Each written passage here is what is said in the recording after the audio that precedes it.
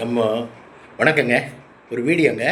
அதை வந்துங்க, நம்ம இளமை காலத்தில் அக்கம் பக்கத்தில் நடந்துக்கிறதுலையும், மனைவிகிட்ட நடந்துக்கிறதுலையும், அன்பாக இருக்கிறதுலையும், பாசமாக இருக்கிறதுலையும் வளர்ந்து அப்படி வாழ்க்கை வந்தி அன்பின் சிகரமாக வாழ்ந்து மனைவி மனசு நோகாமல் வாழ்ந்துட்டு இருந்தால், நம்ம முதுமையாகும்போது அவங்க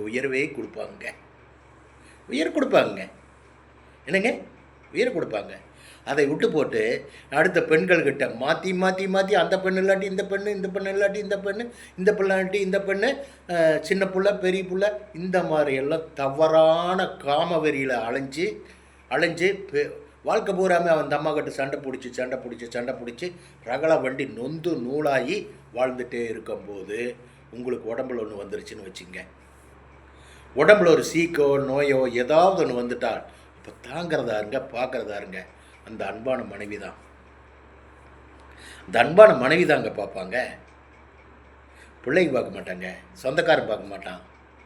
தொட்டு பார்த்தானல உன்னைய தொட்டு பார்த்தால பொம்பளை அவள் வந்து பார்ப்பாளா? ஐயோக்கி ரஸ்கல். வாழும் காலத்தில் நல்ல பேர் எடுத்து வாழணும்னு சொல்ல வர்றேன். நல்ல டீசென்ட் டிசிப்ளினோடு வாழணும்னு சொல்ல வர்றேன். அப்படி வாழ்ந்தால் உன்னுடைய காலங்கள் காலெல்லாம் ஓயும் போது அக்கடான்னு உட்காரும்போது உனக்கு சுடு தண்ணி கொடுக்கறது உன் மனைவி தான். அப்படி நீ நோகாமன்னா காது கேட்காத மாதிரி இருந்துக்குவாங்க. அம்மா கொஞ்சம் காஃபி கொண்டு வாமான்னா காது கேட்காத மாதிரி இருந்துருவாங்க.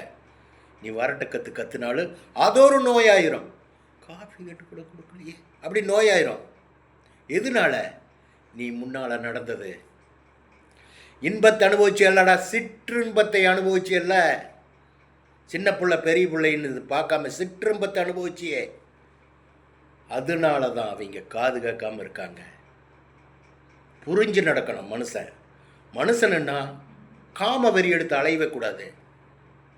மனைவின்னா தெய்வத்துக்கு சமாதானமானது மனைவி. குறிப்பிட்ட வயசாச்சுன்னா அவங்க அம்மாவாக மாறிடுவாங்க. அப்படி இருக்கும்போது உனக்கே இந்த காம வெறி பிடிச்சிட்டு அலையிற, 5 நிமிஷம் 10 நிமிஷத்தில் போய் காமத்தை தீர்த்துட்டு வர்ற, இந்த மாதிரியெல்லாம் இருந்தால் பின்னால் ரொம்ப கஷ்டப்படணும்னு சொல்கிறேன் நான். தண்ணி கொடுக்க ஆள் இருக்காது, எல்லாமே இருக்கும். தலைக்கடிக்கடியில் பணம் இருக்கும், காசு இருக்குது, எல்லாமே இருக்கும். எந்திரிச்சு அதை வாங்கிட்டு வர்றதுக்கு உன்னால் முடியாது. பணத்தை வச்சுட்டு என்ன பண்ணுவ? நாயே, காமவரி அடித்த நாயை அனுபவிக்கிறது நிறுத்து. நல்ல பேரெடு, அன்பை சம்பாரி. சரியா? வச்சிருட்டா பின்னால் ரொம்ப கஷ்டப்படணும்னு சொல்ல வர்றேன். இந்த வீடியோ இந்த மாதிரி தரகரமாக நடக்கிறவங்க ஓசனை பண்ண வேண்டிய வீடியோங்க. இது ஓசனை பண்ணணும். கைகால் ஓஞ்சிட்டால் நம்மளை துணை தான் நம்மளை கவனிப்பாங்க, நம்ம குழந்தைங்க தான் கவனிப்பாங்க. அப்போ முன்னாடி நான் அவங்கக்கிட்ட அவ்வளோ ஒரு அன்பு பாசமாக ஒழுக்கமான ஆள் எங்கள் அப்பா. என் மனைவி சொல்லணும், தங்கமான மனுஷனுங்க, கொஞ்சம் உடம்பு சரியில்லைங்க அவருக்கு, காஃபி போட்டிருக்கனுங்க அவருக்கு தான் அப்படின்னு ஒய்ஃபு சொல்லணும். குடிங்க, சூடாக இருக்கு போதுங்க, பக்கத்தால் உட்காந்துட்டு சூடாக இருக்கு போதுங்க, காஃபி குடிங்க, இருங்க என்ன அவங்க கொண்டு வந்து ஊட்டுவாங்க பாருங்கள், மெதுவாக குடிங்க. இப்படி ஒரு அன்பு வேணும்னு சொன்னால் நம்மளுடைய நடவடிக்கையை ஒழுக்கமான நடவடிக்கையாக இருக்குன்னு சொல்ல வர்றேன்.